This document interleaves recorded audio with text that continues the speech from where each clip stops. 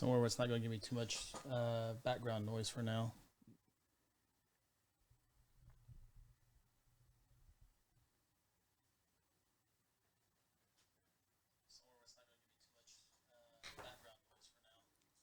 Go ahead and delete that there.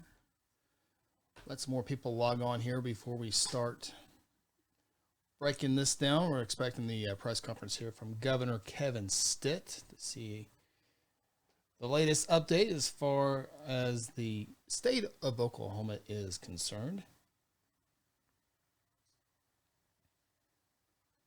Looks like the video's fine, audio's working well for everybody. So we are awaiting the Governor Kevin Stitt, and today, let me pull up the email here. They're at a undisclosed location today, and it is let me see here. Today's press conference will be held at this place. It's a warehouse, and today's press briefing is open to reporters due to the expanded space at the facility. Temperatures will be taken when reporters and other people report to the press briefing. So there will be reporters there to ask questions in person. And of course, we'll carry it right here live when he goes live with his press briefing. Of course, it's on Zoom as well. I'm not sure who he'll be joining with today. Doesn't say who he's going to be joined with today, but it will provide an update on the state's response to COVID-19, including testing, PPE supplies, and unemployment assistance. So just looks like everyone is dialing in, and again, we are awaiting Governor Stitt. As soon as they go live, we will send it live as well. Just an update on some numbers, just in case you did not see them this morning. 145 new cases in the state of Oklahoma, but the number that really sticks out today is the 16 additional deaths. So we go from, the state of Oklahoma goes from 51 to, or was it now 67? I'll pull it up here to make sure.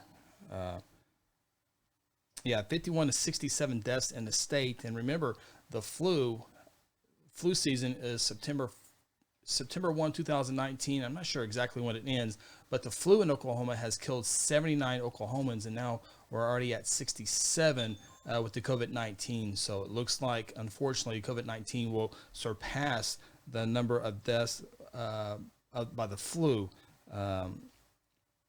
perhaps by the end of the week. We'll see. Hopefully not. That's not the case, but we're kind of getting to the time frame of this week and next week of when the health professionals say this is when we'll see the numbers are spiked and all that stuff. But there is good news for our folks here in Logan County and in the Guthrie area. The Logan County Health Department announced today there will be a drive-through testing site at the Logan County Health Department, and that you will enter through Mineral Wells Park and go through a drive-through testing site there. So go to Guthrie News page when you can and check that out. I believe it's from 10 a.m. to 2 p.m. on Thursday. And the Logan County Health Department will also have some testing going on through a doctor's referral. So they have to do that there. So that's some good news, because the closest testing site to Guthrie and Logan County residents was in Oklahoma City down at the fairgrounds. So a little bit closer to home, and that's good news that we're able to do that closer to home. Still 6 confirmed cases here in Logan County. Not sure on the recovery number. That's 6 total in Logan County. Not sure. I'm almost certain there's 1 recovered, but that's not official from the health department, and that is not being.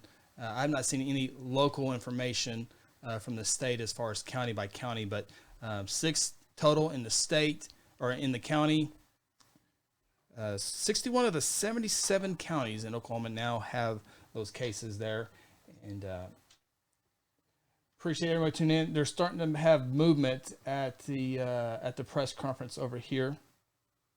I see a couple of face masks over there too.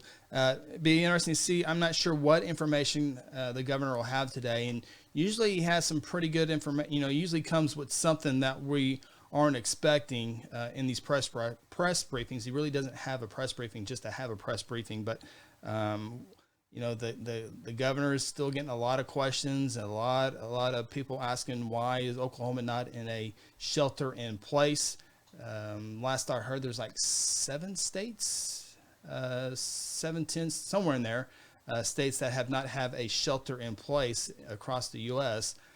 And so, does he do that? I'm not sure. I don't know if that announcement's coming today or not. But they in the email sent out to the media today, Governor Stitt will provide an update on the state's response to COVID-19, including testing, PPE supplies, and unemployment assistance. And I've been talking to a couple banks here in Guthrie. They are starting to process quite a few SBA loans, small business loans.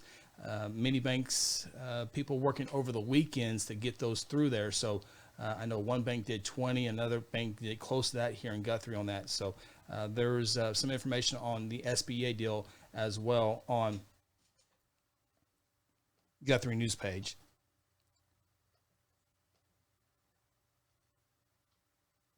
All right. Looks like we're getting close to the governor's briefing here. Get this ready to go real quick here. Give me a second. Appreciate everyone tuning in. So do you have to have a referral or can anyone go? Good question, Sean. Let me get this up here real quick. Get the 2-box set here. There we go.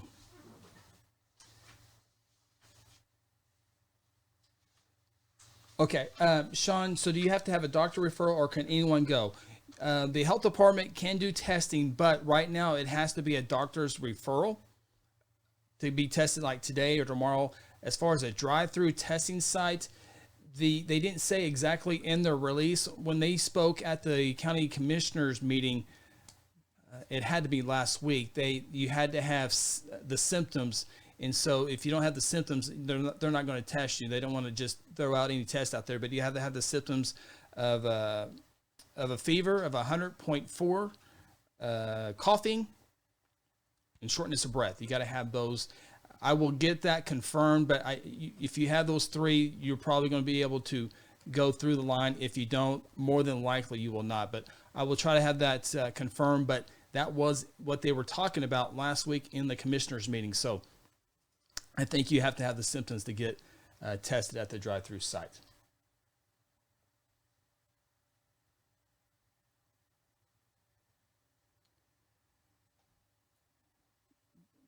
Get this overlay off of here. Kelly asks, I don't have a doctor, so what do people do if they don't have a referral? Kelly, you can go to a clinic and talk to a doctor there. If you don't have a family doctor, you can always go to a clinic and do that. There's a lot of clinics that you can do online as well. Just find one of those clinics. Obviously in Guthrie, there's Mercy, and then there's the Express Wellness that are doing online as well. So if you don't have a family doctor, that's what I would recommend for that. And Sean, yeah, you were asking about for Dave, but what about on Thursday? And I think you have to have those symptoms to get tested. And that's what I'm basing that off of what the Logan County Health Department officials were saying last week at the county commissioner meeting, because they said if you don't have those symptoms, you got to know that now so you don't wait in line all day. And I will do another article to emphasize that. I will talk with them to make sure what they were talking about last week is still holds true. So stand by with that, and I will work on that today or tomorrow and get that out there for you. All right, Trisha Garcia, Sam, you're getting all the likes again. Everyone's saying hi. Trisha Garcia says hi, Sam. I got to go back here, back on my deal.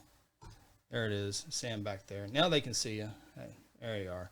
That's my wife working from home, and she's 6.5 feet away, so she's good to go. Thank you, Trisha. And again, we are waiting. Go with the overlay on. There we go.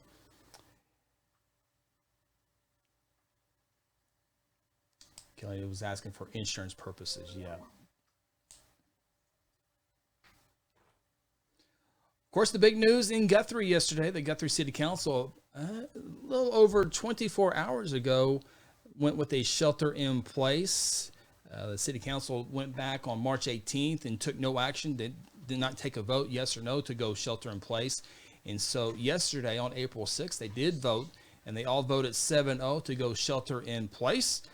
Oklahoma, Governor Kevin Stitt has gone safer at home for all 77 counties, but a lot of cities are taking it upon themselves to go shelter in place. And of course, you probably know the towns by now: Stillwater, Oklahoma City, Tulsa, Norman, Edmond. A lot of them have already have gone through that. But Guthrie joined the city crowd yesterday on April 6th, and Guthrie went. The city of Guthrie, the Guthrie Council, went a step further in mandating cloth mask. If you're out in public, you are required to wear a face mask, and there's been a lot of back and forth on that deal, and there's a lot of questions if I can do this, can do that. I have a lot of friends. I didn't know I had this many friends that like to run, but a lot of them have reached out to me about running.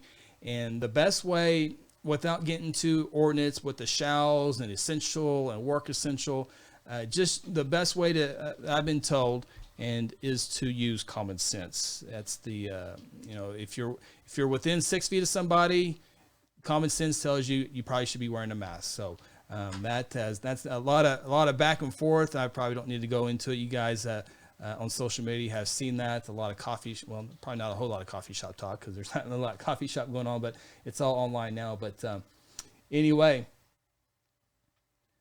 what is going to be done about people that refuse to wear masks? That's a question asked by Jessica Lewis. And make this look official here. There it is. There's Jessica's question there. We're getting movement here, so I think we're getting ready to get set for. And there's the interpreter there. Looks like Governor Stitt's making his way to the podium.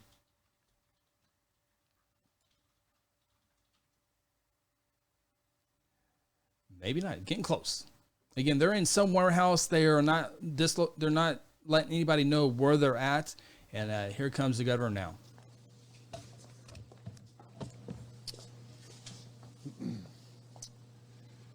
Thank you for joining us today. We are coming to you from our strategic national stockpile. Wanted to give everybody an update of what we've been doing to order, distribute PPE to protect our healthcare workers, our first responders around the state of Oklahoma. But before we talk about PPE, I have the difficult news to deliver. In the last 24 hours, we have lost 16 Oklahomans to COVID-19. And as a father, a brother, a son, this is devastating news. My heart breaks for their families. 13 of the 16 deaths were 65 or older, but we all have to take this very, very seriously. Stay home if you can.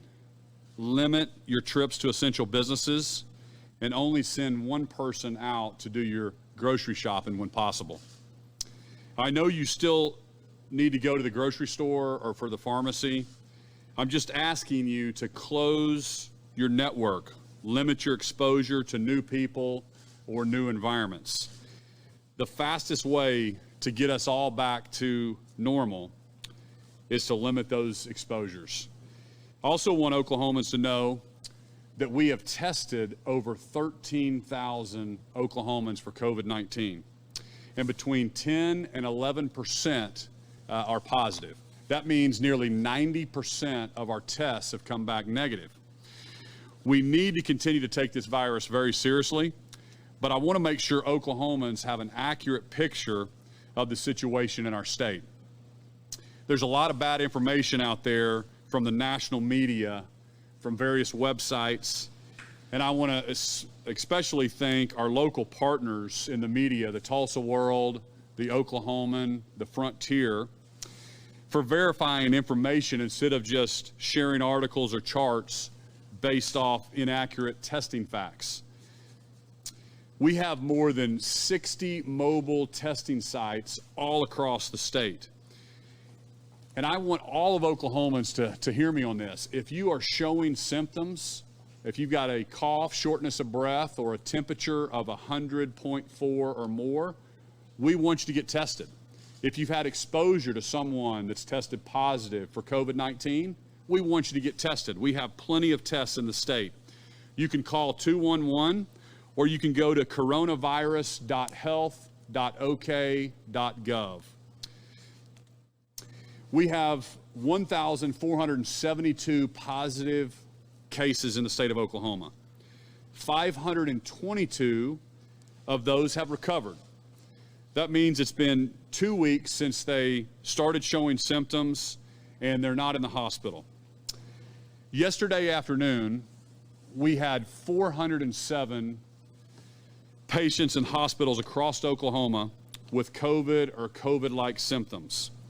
Last Monday, we had 560. I am cautiously optimistic that our hospitalizations are starting to flatten. We are seeing proof here in Oklahoma and across the country that our social distancing is working. We have 5,600 hospital beds in Oklahoma, 958 ICU beds, and almost 2,000 ventilators in the state of Oklahoma. With 407 current COVID patients in our hospitals, we are in good shape. But I want you to know that we are still preparing for a surge on our hospital capacity. Secretary Schramm and Secretary Lockridge have been doing a great job and have been working around the clock with our hospitals on a comprehensive plan that they will brief me on later on today. I know how badly many of us want to get our lives back to normal, but what we do together over the next 3 weeks will significantly impact what we can do after April 30th. Gino DeMarco, who's up here with me today, is our PPE czar on the Governor's Solution Task Force. He's here and he's been searching around the world for the best ways to add PPE to our stockpile. We have PPE supplies on hand for our healthcare workers and first responders, and there's a system in place to replenish what they need. The CDC has also issued guidance to healthcare workers about how to conserve PPE and use it safely during this global supply crunch. Dr. David Chansholm, head of infectious disease at Integris, is here to share what Integris is doing, and I'd like to invite him up to share a few words about the best practices for our healthcare workers to maximize the effectiveness of our PPE supply. So Dr. Chansholm. Thank you, Governor Stitt, and thank you to the COVID task force in Oklahoma for all the hard work you're doing trying to keep Oklahomans safe. I was asked to say a few words about what Integris has done to try and maximize our personal protective equipment for our healthcare workers. I can say what we have done has been mirrored quite a bit around the metro, as I've been in regular communications with the infection preventionists at the major systems around Oklahoma City. What we've been trying to do, we've been looking at this for several weeks. We have been continuously updating strategies based on CDC guidance primarily, but also learning from some of the hospitals around the country that were first hit with the COVID epidemic, particularly in Seattle and in Boston. They've been very effective in sharing their data and sharing their strategies. The Nebraska Biocontainment Unit, which was originally set up for Ebola, has also been able to share a bunch of strategies. And what we focused on is maximizing the amount of PPE that we have, trying to make it useful as long as it can possibly be useful, and make sure that all of our healthcare workers have what they need to do their job safely. About half the time our team spends trying to figure out what we can do to keep Oklahomans safe, to care for Oklahomans who come to our healthcare facilities sick, and about the other half the time we figure out how we can keep our healthcare workers safe. So we continue to drill down on ways to make personal protective equipment last longer, to be more effective, to be more efficient with it, to get more of it, and we are excited that Governor Stitt and his team, along with Gino DeMarco, are continuing to help us try and get more of it in.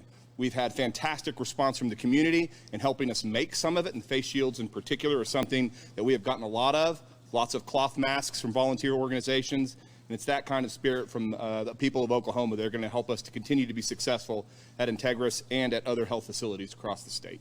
So thank you, Governor, for everything. Thank you, Doctor. You know, my message to healthcare workers across the state, doctors, lawyers, doctors, nurses, first responders, is this. Make sure you're familiar with the CDC guidelines on how to use PPE effectively. That is important to maximize our supply. At the same time, if you are short on PPE or your hospital is asking you to preserve beyond the CDC guidelines, I need to hear about it. One of my number one goals is to protect our healthcare workers. I also want to give an update on our unemployment claims. I know this is a very stressful time for a lot of Oklahomans. We've had a lot of Oklahomans who have lost their jobs. This is an unprecedented crisis across our country, and we have been having tens of thousands of calls per day to our unemployment department.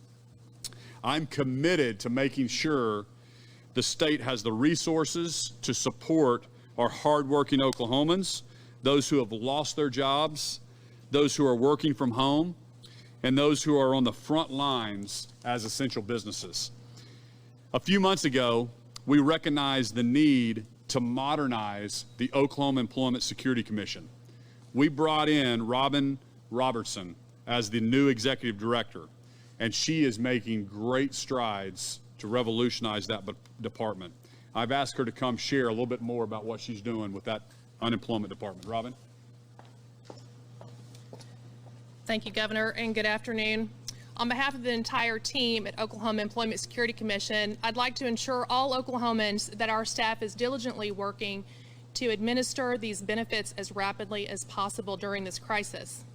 We've been experiencing, as Governor Stitt mentioned, unprecedented and historic job loss, and as we continue, I'd like to share a high-level overview of where we are currently. So keep in mind, 4 weeks ago, our staff was processing our traditional and average 1,500 to 2,000 unemployment claims per week.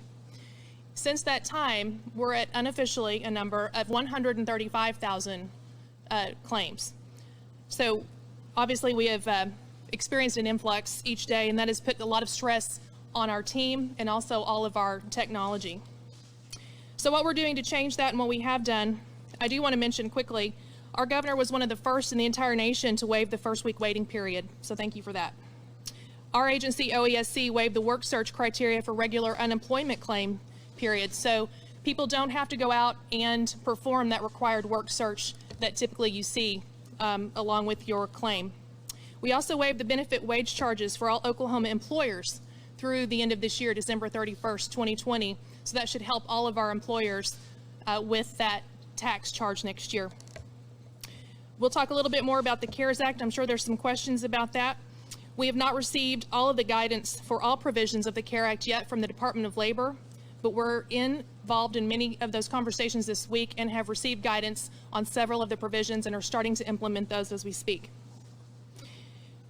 We have an all call to all retirees. We've added multiple persons, not just from our retiree pool with those with native unemployment insurance experience, but also multiple agency volunteers. In fact, over 130 from other state agencies. So I appreciate the efforts there, including the Department of Transportation, State Auditor's Office, and they've all received a crash course in training and are actually part of our Tier 1 call center support team now.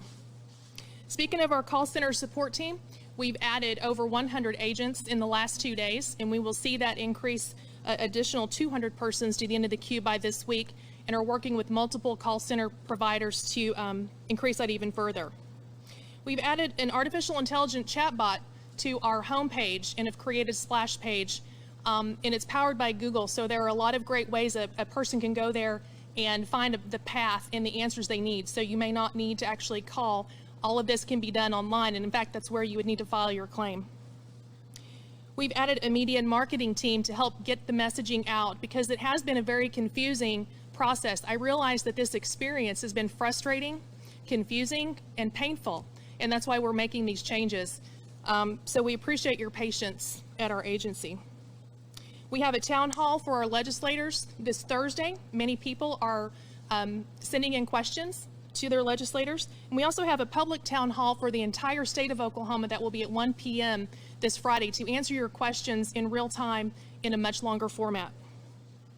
We also are rapidly implementing new user experience on our website, so hopefully you will see that. Right now when you look at it, it's clunky and confusing, a state website. So thank you, Governor Stitt. That's just a high-level overview. Appreciate your support. Thank you, Robin. You know, Oklahoma, we are going to get through this. We have to stay strong and continue to work on our social distancing through the end of April. This is a critical time in our fight to slow the spread of COVID-19, protect our public health, and get our life back to normal as soon as we can. So stay home, stay safe, stay strong. God bless you. God bless the great state of Oklahoma. We'll open it up to a few questions. We're going to take questions in the room and on Zoom, so we'll alternate. Go ahead, Aaron. Governor, we've heard that some of the personal protective equipment here is older.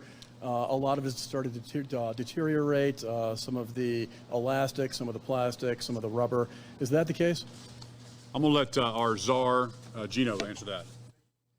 So I think there was some of that. It's segregated in the warehouse, but we have purchased literally millions of dollars worth of equipment from all over the world. It's coming in now a little bit at a time, but it's slowly and surely getting here. But we have plenty of personal equipment. As you can see in the warehouse behind us, we have plenty of stuff that's ready to go out as it's needed across the state. Gino, Gino, DeMarco, Demarco.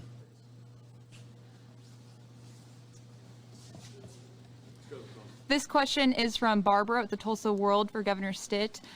Do you plan on signing all of the budget bills passed yesterday? And what was the specific problem that required canceling the Board of Equalization board meeting? You know, I'm working with the House, the Senate right now on all those issues. We have a budget shortfall from last year, and we're in the middle of those discussions right now. My main focus is protect the health and lives and safety of Oklahomans through this COVID-19, and we'll be working with the House, the Senate the rest of this week and also into next week to work on a good budget for next year.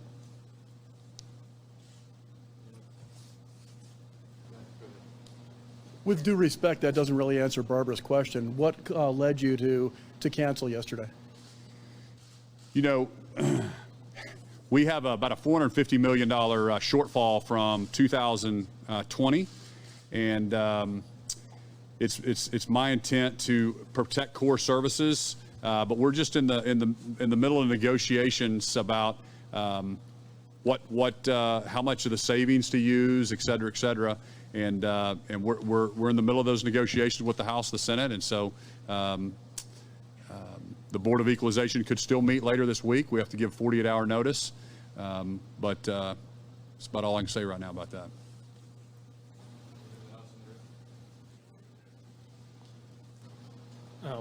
Two questions. The first being, still though, I mean, I guess you haven't decided whether or not you'll sign all three of those bills right now, considering the legislature is no longer meeting for the rest of the week. And then secondarily, people I know have been asking us, there's PPE here. What's the process of getting that out, and how are you guys deciding when and where that goes? But the first question on those three bills, again, do you plan to sign those, or have you just not decided yet? Thank you. Well, here's the deal. We have $450 million shortfall for the last 3 months of 2020. Oklahomans are struggling. Oklahomans are hurting. You just heard Robin report. We have about 130,000 unemployment. So asking the state government to also cut expenses by 1 or 2% is very reasonable in the current situation that we're in. So we're talking about agency cuts. We're talking about how do we protect agencies going forward. We're talking about how much of the money to spend out of savings. Thank goodness that we were fiscally conservative and we saved $200 million last year, and we have $1 billion in our savings account, because if we wouldn't have saved that $200 million, we'd be looking at $650 million in cuts. Or $650 million worth of a shortfall. So we have a $450 million shortfall for the last 3 months, April, May, and June. that doesn't even count what we're seeing for 2021, which is the budget process we're working on now. So there's a lot of things that we have to consider, and obviously we have the health department and all these different state agencies that are 100% I'm focused on making sure that we take care of the Oklahomans and this COVID-19 crisis. But also, when Oklahomans are struggling, I'm going to protect the taxpayer, and asking state agencies to cut expenses by 1 or 2% seems very reasonable to me. And then I'll let Gino answer the PPE. So I think the question was, how do we get the PPE out to the people that need it? There's a system in place that's been in place. It's our emergency management system is basically how that happens, the same way it would for tornadoes or anything else. They request it up through their county emergency manager. Those requests go to warehouses. We monitor every bit of that every day. We release to the warehouses to replenish their stock. And then if there are any emergencies that happen out there, which a few of those have happened, those requests are boiled directly up to us. We release the PPE out as requested. Brent Skarkey, KFOR. Governor, Brent from KFOR. Specifically, was the meeting canceled yesterday due to the digital transformation, I guess, omission that was made in that amendment that happened over the weekend? Well, that was obviously, you read the bill, and so when there's just one agency that was singled out to be cut, that was part of our reasoning, so we're back at the drawing board, and every option's on the table. But until we have that BOE meeting, you can't grab the $300 million out of the savings account. So there's $200 million available right now in savings to plug a $450 million shortfall for the last 3 months of the year. I'm going to continue to protect taxpayers. I'm not going to raise taxes. And when so many Oklahomans are struggling, we may have to take a 1 or 2% cut in our state agencies.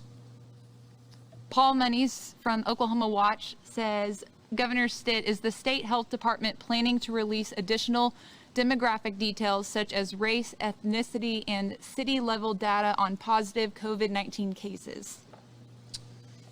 I don't think they're going to release, they'll release age, underlying health conditions, race. I don't think they're going to release race or anything like that, or the names. We'll redact all that information. But I'll check with our director of health to see exactly what they can release. Chris Castile, Oklahoman. Hi, Governor. It's been about a week since you talked about modeling and the potential surge or the peak in the third week of April. I was wondering how the figures over the past week, confirmed cases, now that you're testing a lot more, hospitalizations, deaths, how they've tracked with your models, and what you're looking at now in terms of where the peak might come. You know, the IHME model that's produced by the White House is one of the models that we use in our ensemble. Has really flattened out, and it's lowered to around 1,300 hospitalizations at the peak. So that's encouraging. Some of our internal modeling is showing a peak that's moved out closer to mid-May to early May. We've got, when we talk about those modelers, we've talked about this before. It's like hurricane modeling. The more data, the closer that hurricane gets to shore, the more accurate it gets. The zone of uncertainty starts to narrow, and that's what we're experiencing right now. We obviously feed in our hospitalization. The death spike from the last 24 hours is obviously concerning. We had been clipping along at around 4 and 5, so that's going to go into the model. But basically, they're now pushed back to May is what we're showing, but they're considerably flattened because the actual numbers coming in ICU hospitalizations and deaths have not been what the early models expect. So in other words, we're not climbing that hockey stick right now, which is a great thing. And that's my message to Oklahomans is we have to take this seriously. We cannot get laxed in our social distancing. We've got to continue through April 30th, and then we'll be bringing more information, obviously, all the time. But Oklahomans are doing a good job, and we're just continue to pray that we're going to flatten this curve, and we're not going to see the spikes that they've seen in New York, Louisiana, Michigan. We're tracking more, if you look at those curves, more like Oregon. which is more of a flatter curve, which is really exciting. Sorry, Governor, back on the PPE, you mentioned that if somebody has concerns that their employer, if they're a healthcare professional, is asking them to use PPE, reuse it beyond the CDC guidelines, you need to hear from them. Two things. What have you heard so far? What reports, what rumors have you heard about this so far? And then how do you want them to contact you to let you know about that? Thank you. So we've heard, I mean, we've had friends in the healthcare profession, and we've heard about their lack of supply in certain hospitals. When I dig into it, number one, we have a report from hospitals across the state every single day showing us 8-day supply, 11-day supply. When they get critical, we're using this stockpile right behind me to ship to those hospitals and those first responders around the state. So this is why I had this press conference here. I wanted you to see all the work that we've done to make sure that we have an adequate supply across the state. So the answer is yes. If a nurse or a doctor or a first responder is being asked to use or reuse PPE that's outside the CDC guidelines, we need to know about it so we can contact that hospital and find out what's going on, because sometimes there's just communication issues, and that's why I'm here. So they can call my office. We'll set up an email that we'll get out to everybody where they can, we'll share that on television.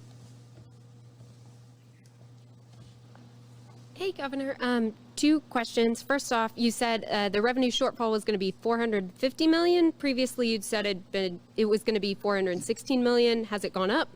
And then the second one, you mentioned that you're cautiously optimistic that the hospitalization rate is going down, yet we're seeing more Oklahomans die from this. So can you sort of, I don't know, parse out the difference for me? Why would you think that hospitalizations would go down when more people are dying? Sure.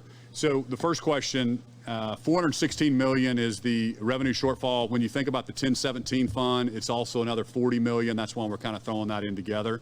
I think the actual number is $459 million.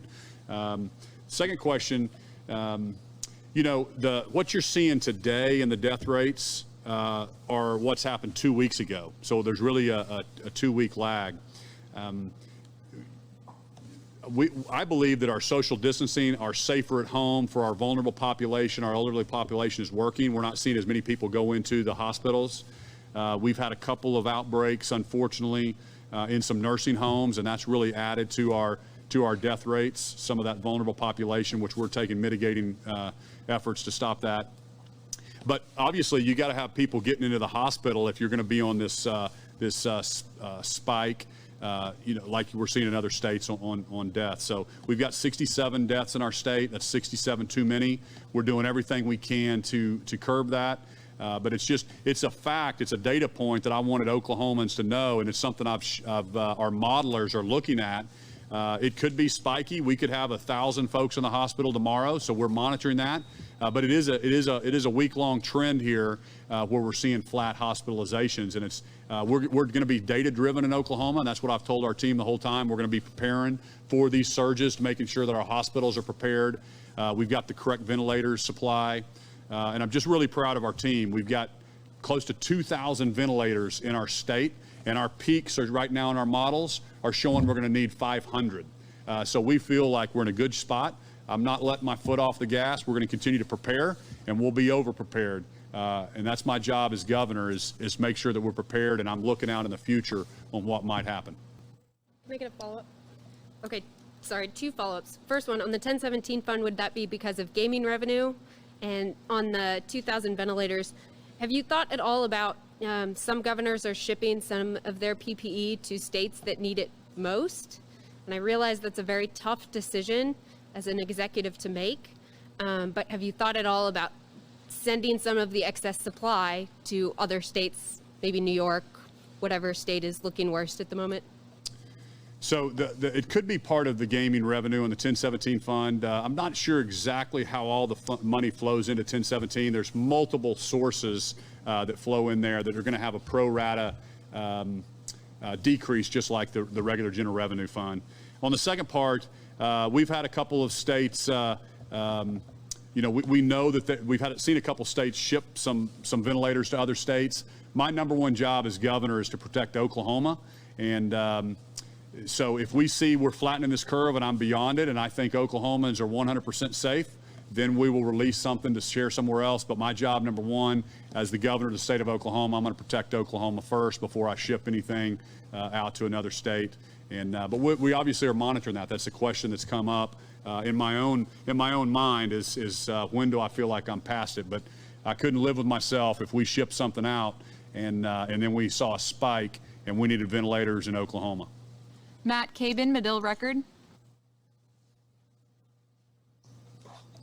Yes, Governor. Thank you for the time this afternoon.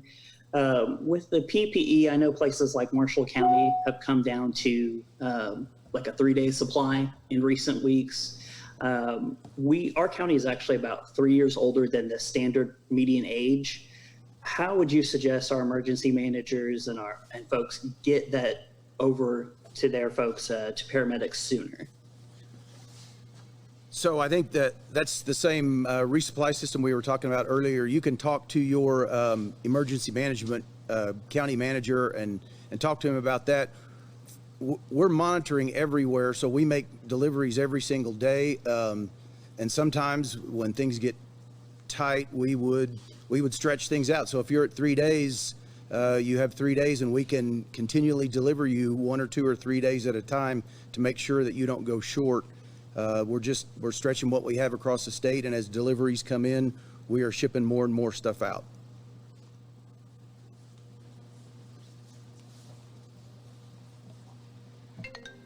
Oh, jeez. Sorry. Can we get that for you? Sorry. Do you have stats on what you have in here and how much of what you have in here there is? Back behind us? Yes. Yes, we do. Yes. Can you tell us what those are? Sure.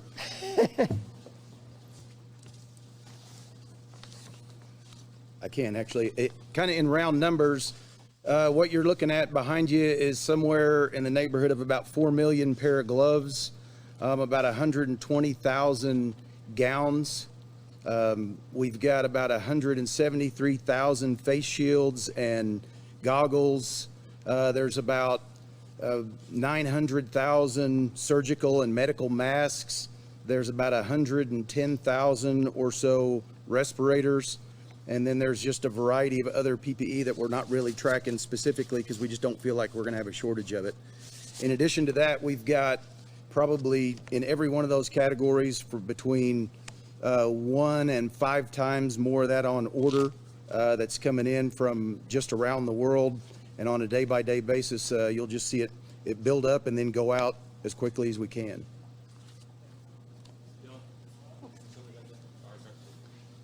I just wanted to ask you one follow-up. When you say you think 1 or 2% cut might be reasonable right now, are you talking about the rest of this fiscal year or the FY21 budget? We're talking about both. We have a $450 million shortfall in 2020, and then it looks like if the Board of Equalization met again and gave new projections for 2021 with the oil and gas revenue down, with obviously tax collections, sales collections down, 2021 is going to be off as well. I have a couple questions. Since we now know, based on the health department's press release yesterday, that there was testing being done in February, why didn't we take action until a few weeks later? And then also, the CDC says 2 negative tests are needed to confirm recovery. And the Tulsa Health Department put out a statement on Facebook on March 12th saying the guidelines, saying the same thing, but now the guidelines are different. Why? So the second one, I'm not sure about negative tests. If you have to test twice, I'll have to check that out and I'll get back with you on it. And then the first part of your question was? Question was, we now know that there was some testing being done in February, but why was there no action taken until a few weeks later? Until March, yeah. You know, we were monitoring and we were looking at the modeling. We were looking at what the CDC was recommending, and I think we had our first hospitalization in the state of Oklahoma on March 9th. And if you'll go back and look at our executive orders, we had 1 hospitalization, and we immediately acted and did our safer at home orders. We did our non-essential business orders. We suspended all elective surgeries. We then extended those through the end of April. And so we're taking the right action at the right time. And again, I remind Oklahomans, this is about personal responsibility.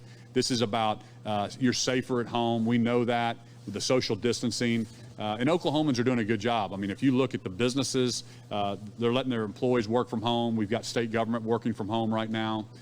So it's, I believe Oklahomans are doing a good job. We need to continue on this path to get more data, more testing in, and see where we're at. The February testing was negative, by the way. Yes. Real quick, Governor, you talked about 2,000 ventilators, and I did not go to medical school, unfortunately, for my paycheck. My understanding, though, is that sedatives and other drugs are required to operate ventilators. Can you or Mr. DeMarco or anybody talk about the medication that's actually necessary for those ventilators and whether there's other backup plans as well? Sure. Thank you. That's absolutely right. Being a ventilated patient isn't just as easy as being on a machine that helps you breathe. You got to have a lot of medications that are involved in that to sedate the patient, to make sure the patient's not experiencing a lot of discomfort. There's a number of medications that help break up the secretions in the lung, in the respiratory tree. And all of those things we continue to look at. I can tell you, as individual facilities, we continue to look at, and we have not seen a huge shortage yet on those things, although certainly distributors are shunting those to the places that are in highest need. Where we are seeing some other shortages are on medications that have been shown to maybe work in COVID. And then, of course, I can speak for Integris, but I know for other facilities also are also looking at medications that might be under investigation or on clinical trials to try and be part of the solution to this. Things like the antivirals and passive immunization with plasma and things like that. So those things are all being looked at constantly by our resource chains. And hopefully we won't come to the place where those are on shortage also. That being said, there's several different kinds of medication you can use, for example, to sedate somebody on a ventilator. So there's not just one, medication. There's just a couple different ones we can use. Gino, could you speak to our backup plans on those two? So yeah, on the ventilators, we've worked with some of the engineering partners that we have here in the state and looked at, under the new CDC guidelines, there's a variety of things that are allowed. The ICU ventilators are at the top, and then you can anesthesia ventilators all the way down to BiPAP and CPAP machines. So a couple of things. First is the engineers here in Oklahoma have looked at what the guidance is out there and figured out ways to modify the ventilators that we have and even the anesthesia ventilators to possibly serve longer. And then that goes all the way down to the BiPAP and CPAP machines. As soon as the CDC said those were available, to give you some idea of how Oklahoma has been competing in the supply chain, within 48 hours of being notified that those were available, we had 1,000 of them on the ground here in this warehouse. And so we're aggressively pursuing everything that we're allowed to do, and the innovation of some of the people here in the state from a manufacturing standpoint. We really do think that ventilators are an area where we are relatively well prepared for the curve should it come. Stephen Metzer, Journal Record. Hi, Governor.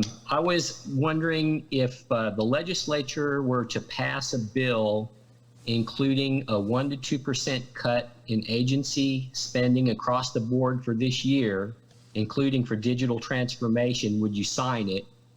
And also, if it would be possible for the legislature to do that without coming back to the Capitol.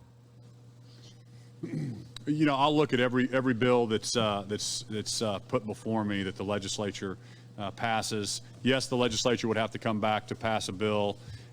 We're just not going to single out one agency over another. We're all in this together. We're all family. I'm going to protect the taxpayer. Oklahomans are struggling, and state government has a $450 million shortfall. And so cutting expenses and tightening our belt on state government, I believe that's what Oklahomans want me to do. And we're going to continue to fight for that. And again, I'll continue to fight for the taxpayer and make sure that we do a great job. And again, thank goodness that we saved $200 million last year and have the largest savings account going into this economic downturn. So we have options to solve this, and I'm currently working with the leadership of the House, the Senate, have great relationship, great friends over there. We've got some smart people that are looking at this, and we will come up with a great solution for Oklahoma. We have time for two more. Let's do Aaron and one on the phone. Just two on digital transformation real quick. First of all, did Speaker McCall indicate, or anybody from the legislature indicate, why that wasn't included? And the second part of the question, the legislature gave you pretty broad powers yesterday. Can't you take some of the $50 million that they gave you to use to put that towards digital transformation? I don't want to get into the specifics of he said, she said, and what goes on at the Capitol. We're in the middle of negotiations of the budget for not only 2020 but 2021, and in 9 months we'll be back up in here in January talking about the 2022 budget. So within 9 months we've got 3 issues that we've got to solve, and so just trying to think through that. I'm bringing everybody together to think through exactly what our revenue is, what our savings account is, where we can cut expenses.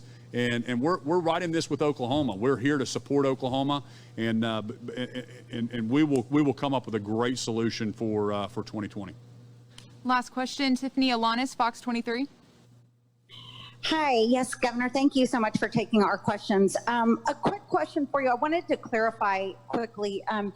I heard you mention that the death counts are a few weeks behind, but I believe that we had a death from over the weekend that was reported to us. So I just want to find out about that. But then I also want to ask you about the testing, because we are continuing to hear this. So I just want to find out from you what you are advising for people to do. So you mentioned that most of our deaths in the 16 more were from 65 and older, but we had a Tulsa County case of a 22-year-old named Israel Sows. I don't know if you've heard about his case, but it's a very heartbreaking case. He had tried to get tested several times and was not able to get tested over a number of weeks.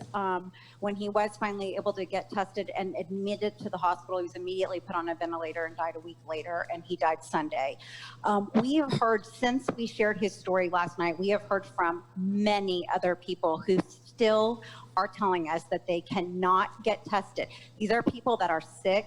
These are people that, never mind the people that have just been exposed to people with coronavirus. These are people that are sick right now. What should we be telling them? We've shared the information about the drive-thrus. We've told them all of those things. We've shared everything about the drive-thrus and all of that. What is your message to people who are still saying they cannot get tested while you're telling us that there are plenty of tests for everyone? Yeah, first off, my heart breaks for that 22-year-old person there in Tulsa, and I heard the same thing, that he had gone into the hospital and couldn't get tested. We've got testing sites set up across the state, our health departments all across the state. Anybody that's listening to me can call 211, and they will direct you to a place where you can get tested. Coronavirus.health.ok.gov. You can go there and find out where the testing sites are. What specifically happened and what hospital he went to and why they didn't test him, it just breaks my heart. We have the testing available in Oklahoma. I want Oklahomans to get tested. We have sent out messages to all of the health departments, all the hospitals. I was on a call with the hospitals yesterday. We are communicating with them 3 times a week. All of the hospital associations, the nursing associations. We're doing media meetings like this, press conferences, at least 2 or 3 times a week, trying to get the message out there. So we do have the testing. If you do have symptoms, if you have a fever of 100.4, cough, shortness of breath, or you've been exposed to someone who is tested positive, we want you to get tested. So call 211. Go to that website. You can find out, contact your health provider. If they're telling you there's not, try something else, because we want you to get tested. We do not want to lose anybody else. Thank you, everybody. And that has been the press briefing there by Governor Kevin Stitt of Oklahoma, and a lot of information there, kind of all over the place. A lot of people were watching. My favorite part of this is when the media gets asked a lot of questions, and I don't know if a lot of people there on Twitter or not, or on Facebook. We just missed him on the screen there. But Aaron Brobeck, he covers the Capitol, and he is the best at covering the Capitol. If you're into all the political stuff, he does a good job. He's fair. He asks a lot of questions, and he asked a couple of tough questions there by the governor, who didn't answer the questions because the governor and leadership with the House and leadership with the Senate, they are trying trying to say this right. They got a long way to go on their negotiations on this shortfall and how to come up with $450 million. $200 million is in the savings account, the rainy day fund, the stabilization fund, if you will. But they're trying to find the other ways to do that. And from my understanding, they're not really on the same path right now. You kept hearing Governor saying, I will fight for the taxpayer. I will fight for the taxpayer. So I'm not sure if legislators looking for, I don't know what they're looking for, but that will be interesting to watch over the day. And obviously, the governor didn't want to go too far with that, but they are nowhere near on that deal. So not only a revenue failure this year, but it looks like one next year as well, as the governor said, with oil prices down, sales tax down, all that stuff is down. So that will be interesting to watch for all you political nerds out there. But real quick, the governor just went over some numbers. Negotiations on the bills, I just talked about that. Reporter asked additional information as far as local information, and the governor said he'll get with the state health department. But a lot of people ask, like in Logan County, are they from Crescent? Are they from Coyle? Are they from Mulhall? Are they from Southern Logan County? And simply don't know that. And the State Department's not releasing that information. Will they one day? Who knows? But that was again question. The governor said over 60 testing sites around the state. Again, earlier today, the Logan County Health Department announced that they are doing more testing, or actually starting to do some testing on their own facility. But you have to have a referral from a doctor, and the Logan County will have a mobile drive-through testing site at the Logan County Health Department. You can enter through Mineral Wells Park. That is going to be on Thursday, April 9th from 10 a.m. to 2 p.m. I hope to have more information on that. Again, the symptoms, 100.4 degree temperature, shortness of breath, and cough are those and also on top of those three things, if you've been exposed to anybody who has been tested positive for the COVID-19, that also will more than likely put you in the line to speed up through that drive mobile testing there. So if you have any questions on testing sites or anything, the governor said many times to call 211.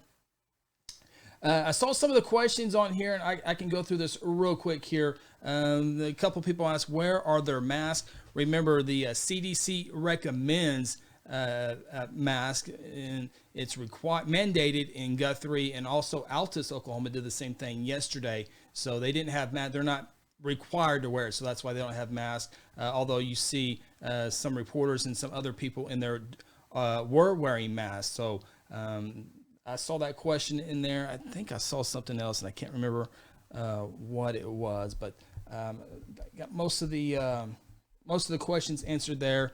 And so anyway, that will conclude the press briefing today. Again, appreciate everyone sticking in with it all the way to the end, and we'll get this uploaded to our YouTube page and out if you missed the beginning of that. So again, appreciate you tuning in, and have a great, what's today? Today is Tuesday. And by the way, happy birthday, Marsha Reese, April 7th. Happy birthday. Thanks for tuning in here on Guthrie News Page.